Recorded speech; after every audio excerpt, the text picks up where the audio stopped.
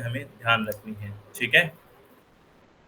चलो, तो हम क्या बात करेंगे बेसिकली हम बात अभी ये करेंगे कि पेपर 1 में जो क्वेश्चन्स आए हैं, जैसे हमने बात की है कि मूवी से रिलेटेड क्वेश्चन आए कि ये मूवी रिलीज़ कब हुई, ये डेट पूछ लिया आपको, ईयर पूछ लिया या कलेक्शन किसका सबसे ज़्यादा है। कम्युनिकेशन से जैसे स्टारलिंक कम्युनिकेशन के बारे में क्वेश्चन पूछा गया या इस तरह के जो क्वेश्चन्स पूछे जा रहे हैं, हमें वो टॉपिक्स देखने हैं कि कहाँ ज़्यादा हिट हो रहा है और बेसिकली मैं पैसेज की बात करूँ तो पैसेज बड़ा ही मतलब अच्छा आ रहा है, कंसेप्चुअल बेसिस आ रहे हैं।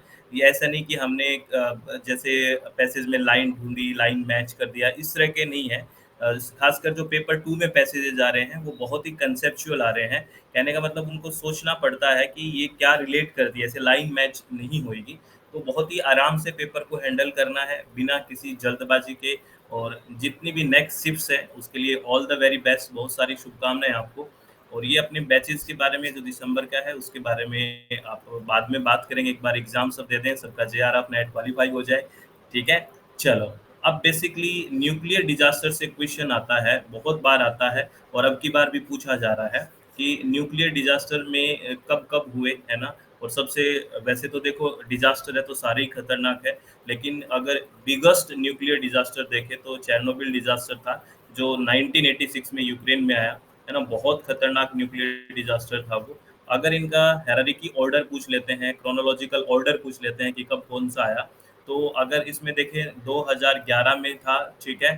दाइची न्यूक्लियर डिज़ास्टर और चेर्नोबिल 1986 में और थ्री माइल आइलैंड एक्सीडेंट 1979 में, एसएल-1 एक्सीडेंट 1961 में। ये कुछ बहुत ही serious nuclear power plant accident हुए हैं, ठीक है? और ये जैसे ये पूरा इसका फुकुशिमा डाइची न्यूक्लियर डिज़ास्टर है जो 2011 में आया। इनका ईयर भी आपसे पूछ लेते हैं, क्रोनोलॉजिकल ऑर्डर भी पूछ लेते हैं, तो ये सब आपको याद रखना है।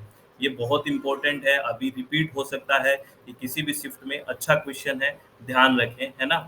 और उसके बाद अगर हम बात कर रहे थे कि जो ग्रॉस कलेक्शन है, वो सबसे ज़्यादा कौन-सा मूवी का हुआ है ना? तो मैं अगर टॉप 10 मूवीज़ के बारे में बात करूँ, तो जो ग्रॉस कलेक्शन की बात करूँ, तो दंगल का सबसे ज़्यादा है टॉप 10 में, फिर बाहुबली 2 का है, ठीक है? इनका कलेक्शन भी दिया हुआ है कि कितना करोड़ रुपए हुए हैं, फिर पुष्पा 2 है, फिर ट्रिपल आर है, केजीएफ है, जवान है, पठान है, कल्कि, एनिमल, बजरंगी भाईजान, ये 10 ऐसी मूवीज़ हैं जो वर्ल्ड वाइड जो ग्रोस कलेक्शन हुआ इंडियन जो मूवी है उनका, ये सबसे ज़्यादा है दंगल का इसमें। ऐसे क्रोनोलॉजिकल ऑर्डर में आपको अकॉर्डिंग टू ग्रोस कलेक्शन लगाना आया था क्वेश्चन। इस तरह का क्वेश्चन पूछा जा सकता है और एक जो मूवी रिलीज़ हुई है, जैसे उनकी डेट को मैच करने के लिए पूछा गया, शोले मूवी रिलीज़ हुई 15 अगस्त 1975 को, ठीक है? और बॉबी मूवी रिलीज़ हुई 28 सितंबर 1973 को और मैंने प्यार किया 29 दिसंबर 1989 को। इस तरह के एंटरटेनमेंट के भी क्वेश्चन्स आ रहे हैं भई, उस वाले फ़ील्ड के भी क्वेश्चन आ रहे हैं, तो अब की बार थोड़ा-सा अलग तरीके से चीज़ों को पढ़ना पड़ेगा, अलग तरीके से तैयार होना पड़ेगा।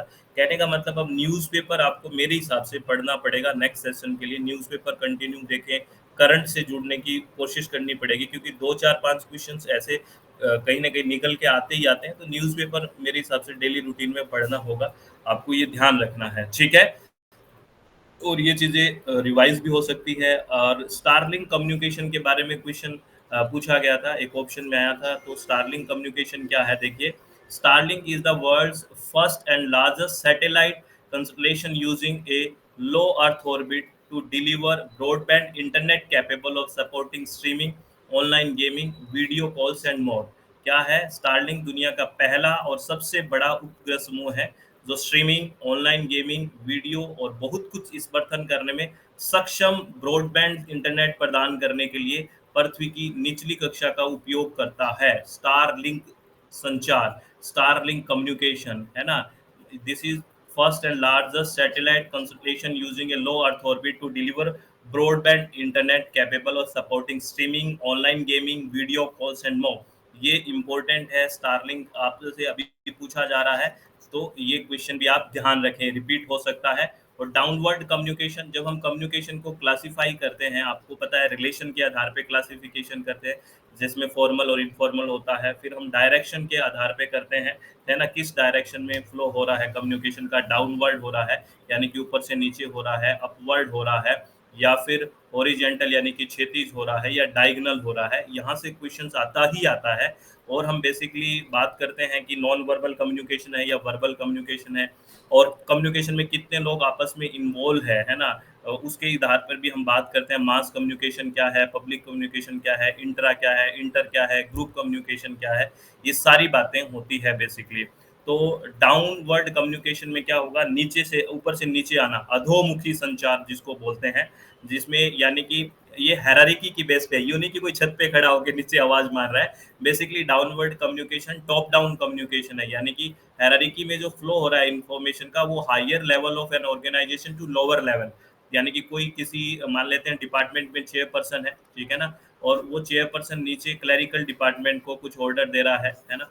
तो इस तरह का जो कम्युनिकेशन है वो डाउनवर्ड है, यानी कि ऊपर से नीचे हायरार्की ऑर्डर के आधार पे, ठीक है ना। तो सूचना का प्रवाह होता है, उसको संदर्भित करता है। और अपवर्ड होगा तो नीचे से ऊपर की तरफ जाएगा, सीधी सी बात है। मान लो ये क्लरिकल है, डिपार्टमेंट में क्लरिकल पोस्ट पे है, और ये चेयरपर्सन से कोई रिक्वेस्ट कर रहा है, किसी तरह की शिकायत, कुछ प्रॉब्लम, तो ये हो जाएगा अपवर्ड यानी कि ऊपर की दिशा में। तो हायरार्की ऑर्डर की बात होता है। ओरिजेंटल होता है क्षैतिज, जो सेम पोजीशन में आपस में है, वो बात कर रहे होते हैं, जैसे ये क्लरिकल डिपार्टमेंट में, क्लरिकल में आपस में बात कर रहे हैं। और डायगोनल किसी से की भी कोई भी बात कर सकता है, जैसे ये मैनेजिंग डायरेक्टर है या मार्केटिंग का कोई डायरेक्टर है, और ये अकाउंट का क्लर्क है, तो आपस में कोई ज़रूरी नहीं है कि सेम डिपार्टमेंट हो, या ना ज़रूरी है कि सेम पोजीशन हो, वो डायगोनल होता है, विकिरण कम्युनिकेशन होता है। तो यहाँ से क्वेश्चंस पूछे जाते हैं, तो ये ध्यान रखें आप। उसके बाद वेब ब्राउज़र और सर्च इंजन में पूछा गया क्वेश्चन, बहुत ईज़ी क्वेश्चन है ना, आईसीटी से। तो आपको पता है, जैसे गूगल दे दिया कि गूगल क्या है, तो आपको पता है इसमें तो हम चीज़ों को टाइप करके सर्च करते हैं ना, तो Google is a search engine. Google क्या है, एक सर्च इंजन है। और जैसे वेब ब्राउज़र में क्या आएगा, जैसे गूगल क्रोम है ना, ओपेरा है, फायरफॉक्स है, ये सब क्या है, जहाँ से ब्राउज़ करते हैं चीज़ों को। और सर्च इंजन क्या है, गूगल एक सर्च इंजन है, ये आपको ध्यान रखना है। एचटीटीपीएस को हम बहुत बार बात करी थी कि एस का मतलब यहाँ क्या है, सिक्योर है। एचटीटीपीएस में एस का मतलब क्या है, सिक्योर है। यानी कि जब बेसिकली कोई हैकर्स हैक ना कर सके। आपने देखा होगा मैक्सिमम वेबसाइट के आगे एचटीटीपीएस लिखा आता है ना, hyper text transfer protocol secure. यानी कि जब डाटा शेयर होता है ना, सर्वर से क्लाइंट के बीच, तो बीच में हैकर्स हैक ना कर पाए, तो ये सिक्योरिटी के लिए है। और ट्रोजन हॉर्स के बारे में, जो हम मालिशियस सॉफ्टवेयर या मालवेयर की बात करते हैं, तो बहुत सारी बात करते हैं मालिशियस सॉफ्टवेयर या मालवेयर, यानी कि ऐसे सारे सॉफ्टवेयर जो बेसिकली हमारे सिस्टम को हानि पहुंचाते हैं, जैसे वायरस है, ट्रोजन हॉर्स है ना, स्पाईवेयर है, वॉर्म है, ये सारी बातें हम करते हैं, है ना। इनकी अलग अलग कैरेक्टरिस्टिक्स आपको ध्यान आ जानी चाहिए, ऐसे जैसे ही मैंने नाम लिया। सॉफ्टवेयर हम बात करते हैं ना, ऑपरेटिंग सॉफ्टवेयर है, जिसके बिना बेसिकली ऑपरेट होगा ही होगा, यानी कि इसके बिना या इन सॉफ्टवेयर के बिना आपका सिस्टम रन नहीं करेगा। जैसे एंड्रॉइड के बिना एंड्रॉइड सिस्टम नहीं करेगा, विंडो के बिना बेसिकली लैपटॉप वगैरह ये नहीं एक्सेस कर पाएंगे हम। तो ये ऑपरेटिंग सॉफ्टवेयर होता है। और एक होता है बेसिकली हम बात करते हैं एप्लीकेशन सॉफ्टवेयर, है ना, जो हम हमारे यूज़ के आधार पे हम बेसिकली इंस्टॉल करते हैं। जैसे हमारी ऐप है SWMG, अगर आप हमसे इनरोल है तभी इंस्टॉल करोगे SWMG, है ना, वरना ये थोड़ी है कि आप SWMG इंस्टॉल नहीं करोगे तो आपका सिस्टम नहीं चलेगा। अप्लाई यानी कि एप्लीकेशन के आधार पे। और एक है बेसिकली यूटिलाइज सॉफ्टवेयर की बात करते हैं। यूटिलाइज सॉफ्टवेयर वो होते हैं जो बेसिकली जो एंटीवायरस होते हैं, जो आपके सिस्टम को हानि होने से बचाते हैं। एंटीवायरस जो भी सॉफ्टवेयर है ना, एंटीवायरस जो भी सॉफ्टवेयर है, वो सारे यूटिलाइज सॉफ्टवेयर होंगे।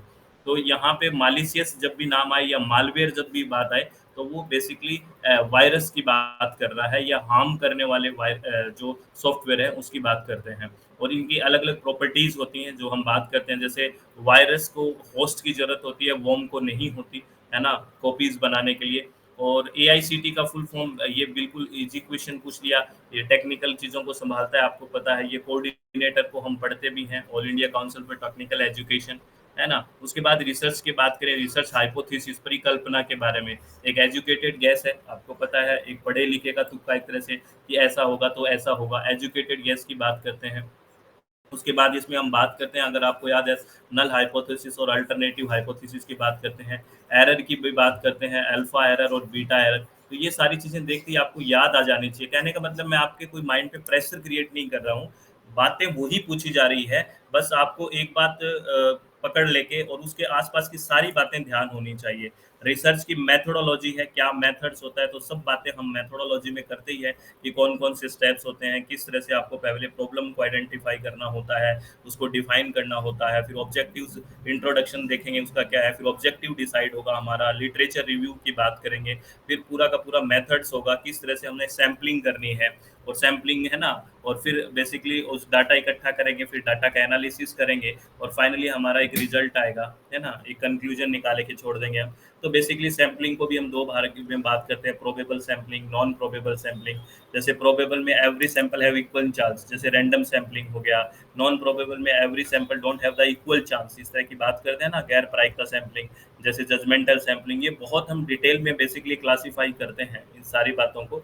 और डीआई परसेंटेज बेस मैं शुरुआत से पहले दिन से कहता हूँ कि डीआई में अगर आपको करनी है तो मैथमेटिकल रीजनिंग वाली यूनिट अच्छे से करो, यानी कि वो सारे टॉपिक्स अच्छे से करो। परसेंटेज आपको अच्छे से आना चाहिए, बिल्कुल सिंपल होता है ना? अगर एक क्वेश्चन डेली निकालने की कोशिश करो तो डीआई परसेंट मैथमेटिकल रीजनिंग के 10 क्वेश्चन पक्के हो जाते हैं, ठीक है? तो डीआई वही एवरेज और परसेंटेज और रेशियो, ये 3 चीज़ें आपको आनी चाहिए। आप लोगों से रिक्वेस्ट है कि ये 3 चीज़ों से आप हमेशा फ़ैमिलियर रहें, अगर ये काम करना है तो, ठीक है? और अगर पैसेज की बात करें तो थोड़ा-सा पेपर 2 में टफ पैसेजेज़ आ रहे हैं, मैं फिर कह रहा हूँ। कंसेप्चुअल बेसिस हैं, जैसे सिविल सर्विसेज़ में यूपीएससी में पूछे जाते हैं, उस तरह के क्वेश्चन्स आ रहे हैं, है ना? तो बड़े अच्छे से आपको हैंडल करना है, सोच समझ के थोड़ा टाइम देना है और पेपर में टाइम मैनेजमेंट का पूरा-पूरा ध्यान रखें आप, है ना? जल्दबाज़ी भी ना करें बहुत ज़्यादा और बहुत स्लो भी ना रखें। पूरे टाइम को, समय का पूरा अच्छे से प्रबंधन करें, अच्छे से मैनेज करें, तभी बात बनेगी। और आने वाले जितने भी एग्ज़ाम्स हैं, आपको बहुत सारी शुभकामनाएँ। और आपको ये एनालिसिस थोड़ा बेनिफिट कर रहा है कि नहीं, मैं ज़्यादा एनालिसिस नहीं बना रहा हूँ। ऐसे नहीं कि हर बात पे आके मैं कहूँ कि ये वो, उससे क्या है, मुझे लगता है कि लास्ट टाइम एक प्रेशर क्रिएट हो जाएगा।